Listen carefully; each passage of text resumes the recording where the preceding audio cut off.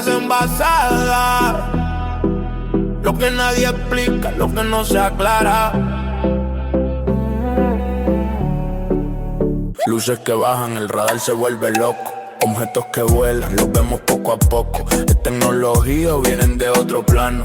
Buscando respuestas con el micro en la mano. Expedientes abiertos, casos sin final. Un viaje directo a lo sobrenatural.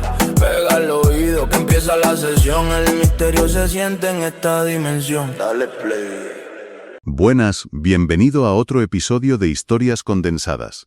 Aquí transformamos historias complejas en relatos breves, claros y fascinantes. Si tienes poco tiempo pero mucha curiosidad, estás en el lugar correcto. Resulta impactante visualizar la escena directamente, sin filtros. 26 de abril de 1986, Pripyat, en la actual Ucrania. Una fecha que lo cambió todo, desde luego. Totalmente. Es la 1:23 de la madrugada. El techo del reactor número 4 de la central nuclear, Vladimir Ilich Lenin, acaba de saltar por los aires, o sea, literalmente, durante una prueba de seguridad catastróficamente ejecutada. Sí, una suma de errores fatales. Hay inmensos bloques de grafito radiactivo ardiendo esparcidos por el suelo, el núcleo del reactor ha quedado completamente expuesto y una columna letal de partículas radiactivas se eleva hacia el cielo nocturno. Hasta aquí, bueno, la historia es ampliamente conocida por nuestra audiencia. Claro, es el relato histórico estándar que todos tenemos en mente. Eso es. Pero avancemos el reloj unas horas. Son exactamente las 4:10 de la madrugada. El infierno lleva ardiendo casi 3 horas. 3 horas de caos absoluto. Y en ese momento, un técnico llamado Mikhail Varitsky y su equipo se encuentran en la zona cero.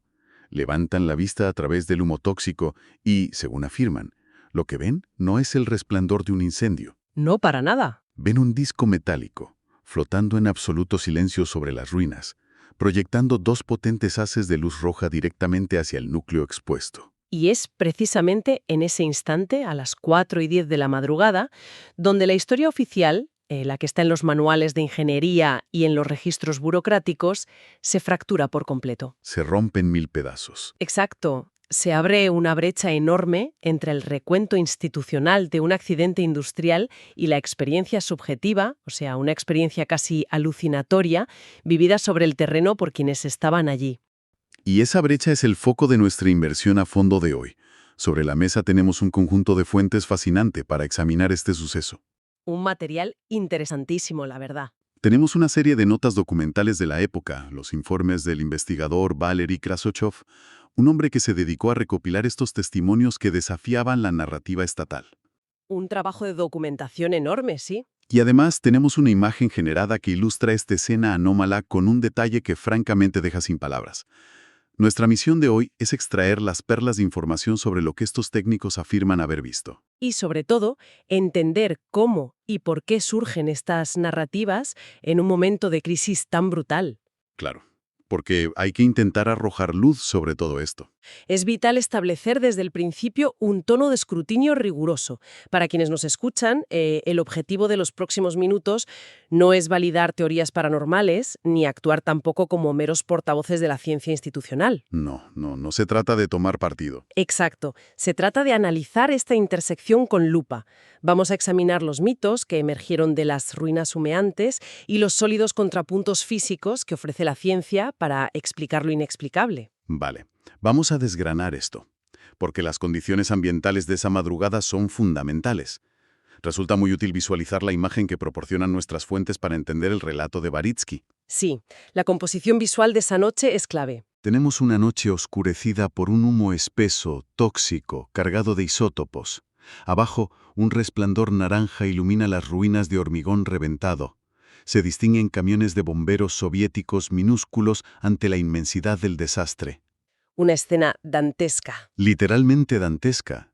Pero arriba, la imagen muestra ese objeto volador en forma de disco, un ovni, en el sentido más clásico del término, con su estructura y sus luces, suspendido estáticamente en medio de la mayor crisis nuclear de la historia. Y esos 2 haces de luz roja apuntando al núcleo térmico, claro. Exactamente.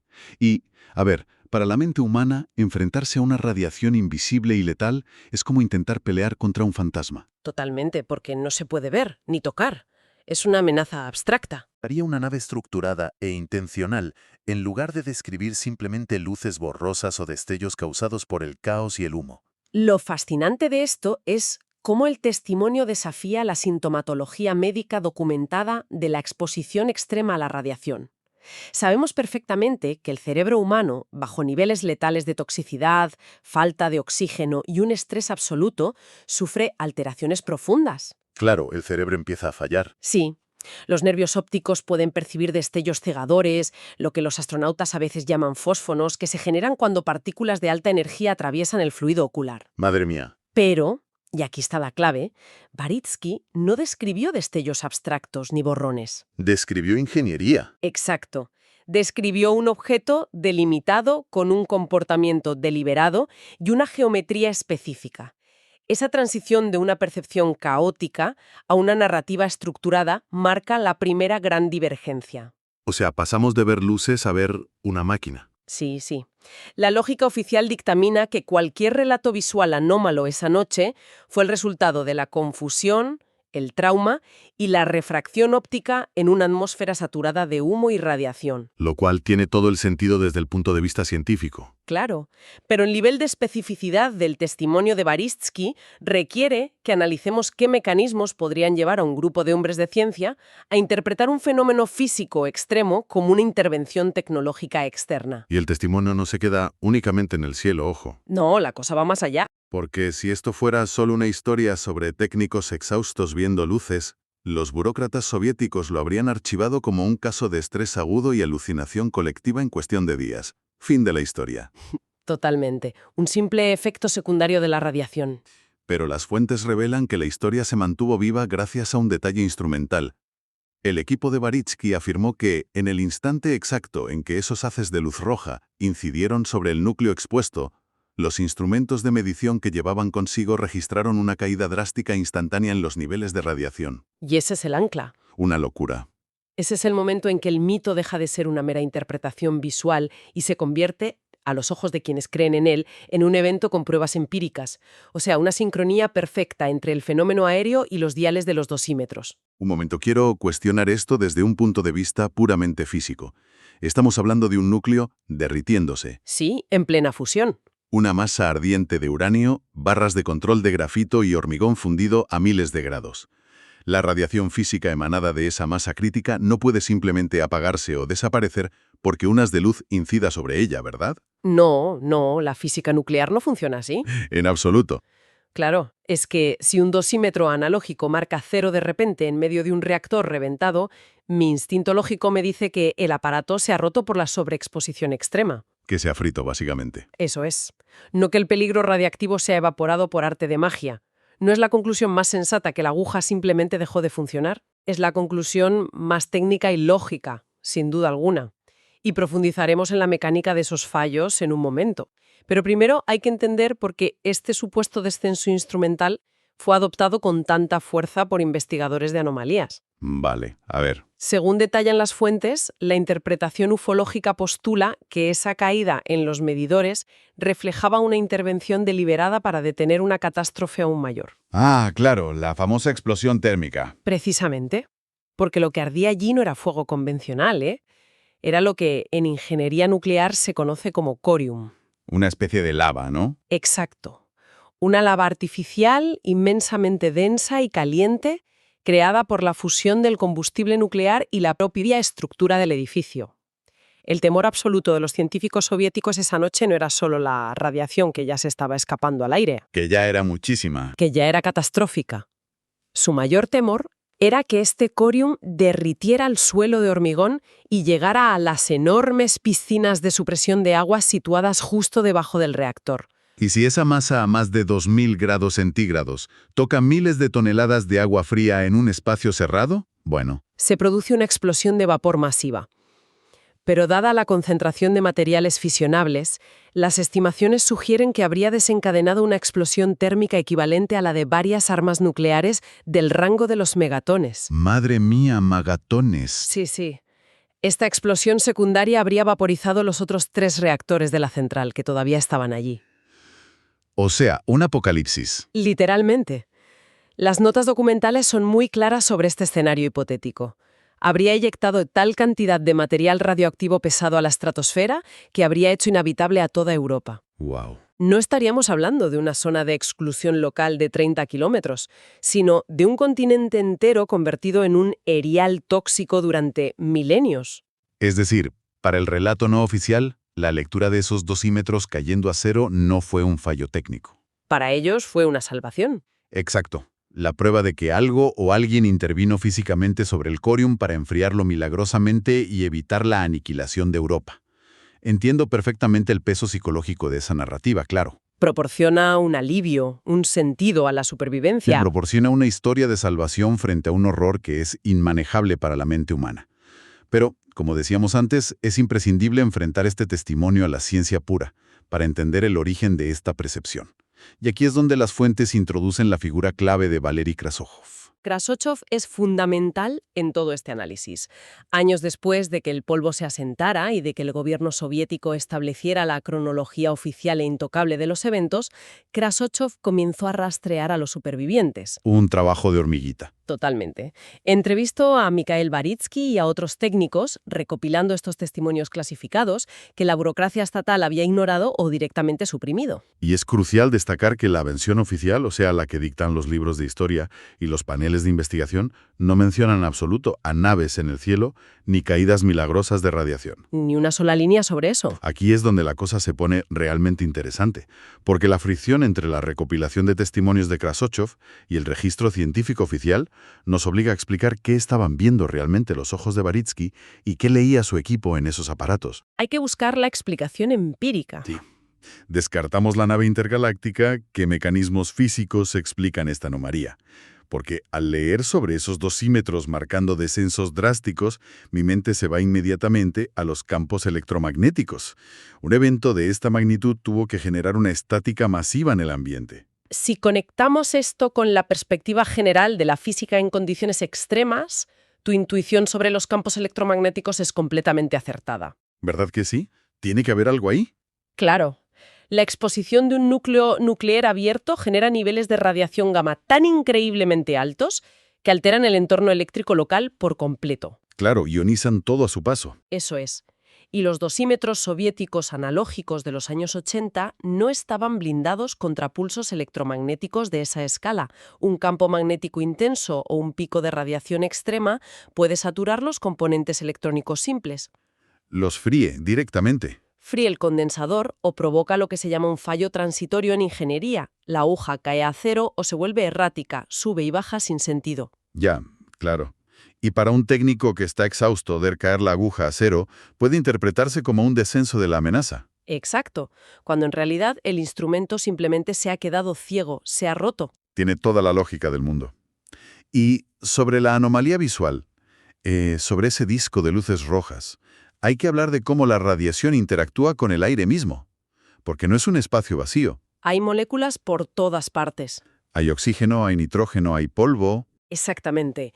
Y ahí se produce un fenómeno espectacular y terrorífico al mismo tiempo, llamado ionización del aire. Cuando el reactor estalló, liberó un flujo masivo de partículas altamente energéticas. Una sopa de radiación invisible. Sí, y al chocar contra las moléculas de nitrógeno y oxígeno en la atmósfera, estas partículas arrancan electrones de sus órbitas. Y cuando los electrones vuelven a su estado original para estabilizarse, liberan energía en forma de fotones, es decir, luz. O sea, crean un plasma atmosférico brillante. Así es un brillo atmosférico intenso y constante. Si a esto le sumamos el resplandor de Cherenkov, que es ese famoso brillo azulado característico de la radiación extrema en ciertos medios... Que se suele ver en las piscinas de los reactoros, ¿no? Eso es. Pues si combinas ese brillo azul con el fuego anaranjado del grafito y las enormes corrientes térmicas ascendentes que distorsionaban el aire caliente, tenemos un lienzo visual sumamente caótico. Como un espejismo radiactivo. Totalmente. Y en la oscuridad, bajo un estado de shock absoluto, el cerebro intenta desesperadamente encontrar patrones en formas difusas. Un pilar de aire ionizado brillando en el humo distorsionado por el calor puede ser fácilmente procesado por una mente traumatizada como una entidad estructurada. Como una nave flotando. Exacto. Es una pareidolia inducida por el trauma. Resulta fascinante pensar cómo la mente da forma física al peligro, ¿eh? El trabajo de Krasochov es invaluable en este sentido, no porque valide la llegada de visitantes cósmicos, sino porque sirve como un registro impecable de la psicología del desastre. Es un mapa de la mente bajo presión extrema. Documenta fielmente cómo la memoria de quienes estuvieron allí sintiendo el calor literal del núcleo en la cara rellena las zonas grises que la explicación técnica deja vacías. Porque la mente necesita respuestas inmediatas. Claro, pero si consideramos que el cerebro, bajo un estrés extremo, necesita materializar la amenaza invisible en algo que pueda comprender visualmente, resulta revelador descubrir que este fenómeno de externalización no comenzó a las 4:10 de la madrugada con el OVNI. No, ni mucho menos. Según estas fuentes documentales que estamos analizando, el proceso psicológico comenzó mucho antes. Se refieren a los días previos a la catástrofe, lo que en la antropología de los desastres se suele enmarcar en el estudio de los presagios. Sí, un patrón que, en el caso de la central Vladimir Ilich Lenin, adoptó una forma digna de la mitología gótica, diría yo. Es una historia escalofriante, la verdad. Es que el análisis de estas notas detalla que, durante las semanas y días previos a la explosión del reactor 4, varios empleados informaron haber sido testigos de una aparición en los rincones más oscuros de la instalación. En los pasillos y las zonas de mantenimiento. Sí. Lo bautizaron como el pájaro negro de Chernóbil. Y su descripción es impactante. Hablan de una criatura inmensa, sin cabeza, con una envergadura de alas de unos 3 metros. ¡Qué locura! Y unos ojos rojos, intensamente brillantes, que los observaban desde las sombras industriales de la planta. Una figura acéfala y alada en medio de una central nuclear soviética. Cuesta imaginar el miedo. Al leer las notas, el contraste es brutal, la verdad. Por un lado, a las 4:10 de la madrugada del accidente, tenemos un ovni tecnológico, una máquina simétrica con láseres que interviene para salvar a la humanidad. Una visión de ciencia ficción pura. Exacto. Y por otro lado, días antes, tenemos a un monstruo alado, terrorífico y primitivo. A simple vista, parecen pertenecer a mitologías que no tienen absolutamente nada que ver la una con la otra. O sea, ¿cómo es posible que ambas narrativas coexistan en el mismo entorno, con trabajadores de la misma planta? Esto plantea una pregunta fundamental sobre el ambiente preaccidente y la percepción subliminal de los trabajadores. La teoría, que se discute en las fuentes, apoyada además por ciertos investigadores, establece una conexión asombrosa. A ver, cuéntame. Sugiere que el pájaro negro y el disco luminoso sobre el reactor no son eventos aislados, sino que son esencialmente la misma entidad manifestándose en diferentes momentos. Espera. ¿La misma entidad? O sea, ¿un monstruo gótico por un lado y una nave espacial por otro? Como metáforas de la misma amenaza latente, sí. Representan los dos extremos más absolutos de la psicología humana ante el abismo inminente. Ah, vale, entiendo. Hay que imaginar el ambiente en la planta en los días previos. Aunque los empleados no tuvieran datos técnicos de que una prueba iba a salir mal, el entorno ya estaba saturado de presiones operativas. Muchísima atención laboral. Sí, fallos menores silenciados por la estricta jerarquía soviética. Y quizá, y esto es clave, pequeños escapes radioactivos previos que se podían sentir físicamente. Claro, el cuerpo reacciona. Un sabor metálico en la boca, estática en el ambiente. El subconsciente de estos técnicos capta que algo va terriblemente mal, pero a nivel consciente no pueden detenerlo. Y así nace el pájaro negro, claro. Exacto. El pájaro negro materializa el terror visceral. Es el heraldo de la muerte, la personificación del desastre inminente que acecha en las sombras de la planta. El cerebro toma la ansiedad colectiva del ambiente y le pone alas gigantes y ojos rojos. ¡Qué bárbaro! Sin embargo, una vez que el desastre ocurre, una vez que el reactor explota y el fin de Europa parece garantizado a través de esa posible explosión térmica, bueno, ahí la mente cambia de engranaje por pura supervivencia. Pasa del terror absoluto a la desesperación por sobrevivir. Así es. Pasa de materializar un presagio funesto a materializar una salvación milagrosa. Y ese es el OVNI, una máquina perfecta, iluminada, que domina el caos tecnológico que el propio hombre ha desatado, interviniendo con precisión matemática mediante haces de luz para enfriar el núcleo. Es la mente humana proyectando un salvador en el humo de la radiación ionizada, porque la alternativa, que es la destrucción continental, es demasiado inabarcable para procesarla conscientemente. Es un mecanismo de defensa psicológico fascinante. Es una forma asombrosa de intentar encontrar orden dentro de una catástrofe incontrolable. Al repasar todo este análisis de hoy, hemos recorrido la totalidad de la experiencia anómala alrededor de la tragedia. Hemos estado en la oscuridad a las 4:10 de la madrugada, junto al equipo de Baristiki. Intentando comprender esa visión. Sí, intentando comprender cómo el plasma brillante de la radiación de Cherenkov y el aire ionizado pudieron transformarse visualmente en un disco salvador. Hemos cuestionado la narrativa instrumental, entendiendo que el supuesto descenso en la radiación fue muy probablemente el colapso electrónico de los dosímetros analógicos ante un campo electromagnético masivo. Física pura y dura explicando el mito. Y hemos explorado el valor crucial del trabajo de Krasochov, un archivo que, aunque choca frontalmente con la rigidez matemática de la historia oficial, nos proporciona una ventana sin igual a cómo se forjan los mitos en tiempo real, desde el presagio oscuro del pájaro negro hasta la esperanza tecnológica del objeto flotante. Es un testamento de la resiliencia humana frente al trauma. Para quienes nos escuchan, la relevancia de analizar estas fuentes trasciende la mera curiosidad por lo anómalo. Este conjunto de documentos e informes nos ofrece una lección profunda sobre las limitaciones de observar la historia como si fuera una línea recta e infalible. Completamente de acuerdo. Ante eventos traumáticos de una magnitud incomprensible, los fríos registros burócratas y la ciencia nos explican los parámetros técnicos del fallo claro. Nos dicen cómo el grafito ardió y cómo se dispersaron los isótopos. Y esa información es vital, por supuesto, para garantizar que un reactor así no vuelva a fallar jamás. Vital. Pero los testimonios de Krasochov, esos relatos anómalos que parecen desafiar la lógica, nos muestran algo que ninguna tabla de datos puede reflejar: el impacto psicológico aplastante que el evento tuvo sobre la condición humana. Necesitamos ambas caras de la moneda. Exacto. Necesitamos múltiples perspectivas, la ingeniería y el mito, para comprender la verdadera escala de lo que sucedió en Pripyat. Son dos dimensiones inseparables del mismo evento: lo que ocurrió físicamente en el núcleo y lo que ocurrió dentro de las mentes de quienes se acercaron a mirarlo. Y esto nos deja con un pensamiento final, una idea muy provocativa que surge naturalmente de la lectura de estos informes. Algo para reflexionar una vez que terminemos esta exploración. A ver. Si la teoría sostiene que el pájaro negro surgido en las sombras de los pasillos días antes y el ovni flotando en el humo del desastre son diferentes manifestaciones creadas por mentes sometidas a un entorno extremo, ¿hasta qué punto la amenaza era puramente psicológica? Esa es una gran pregunta. Hay que considerar la física invisible de la radiación. Si el entorno ya estaba saturado de pequeñas fugas no documentadas, de toxicidad y campos electromagnéticos latentes en los días previos a la explosión, es posible que la radiación estuviera alterando no solo la maquinaria del reactor, sino la propia arquitectura neurológica y la percepción física de los trabajadores. O sea, una alteración biológica real antes del accidente. Exacto.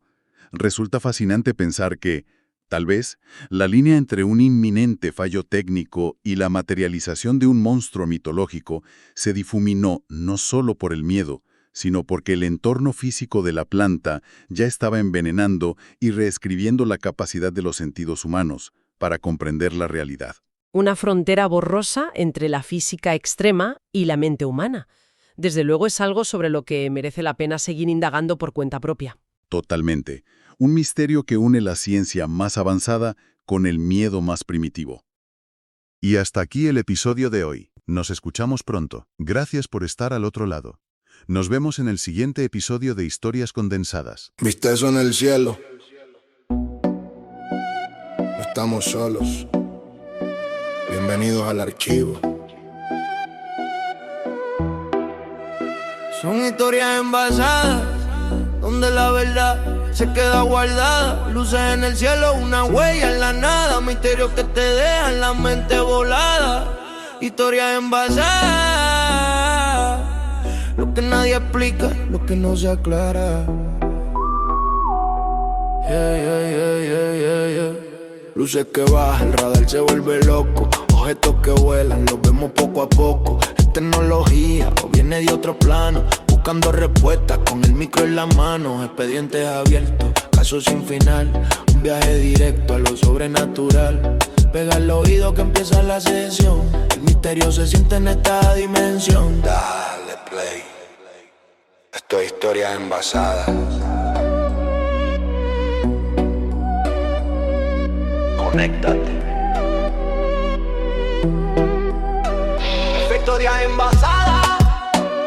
El beat del misterio.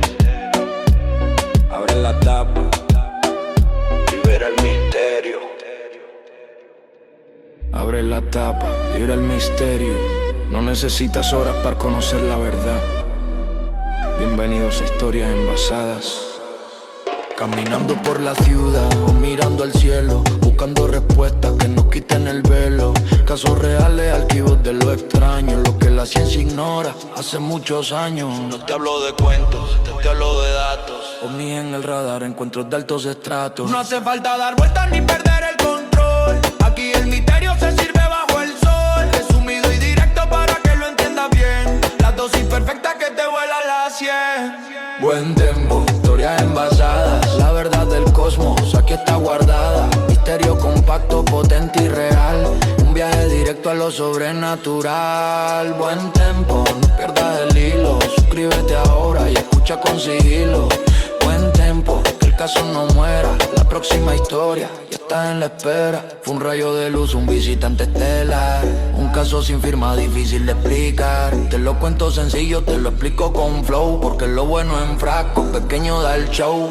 Cada episodio es un nuevo expediente. Para mentes curiosas, para gente valiente. No te quedes afuera, dale click al botón. Que la comunidad crezca en esta dimensión. Si quieres más OVNI, si quieres más dudas, la suscripción es la llave que te ayuda. Suscríbete, no te lo pierdas. Buen tempo, historias envasadas. La verdad del cosmos aquí está guardada. Misterio compacto, potente y real. Un viaje directo a lo sobrenatural. Buen tempo, buen tempo. Suscríbete al canal. Es el momento. Historias cortas, misterios gigantes. Nos vemos en el próximo envase. Efecto de interferencia desapareciendo. Historias envasadas.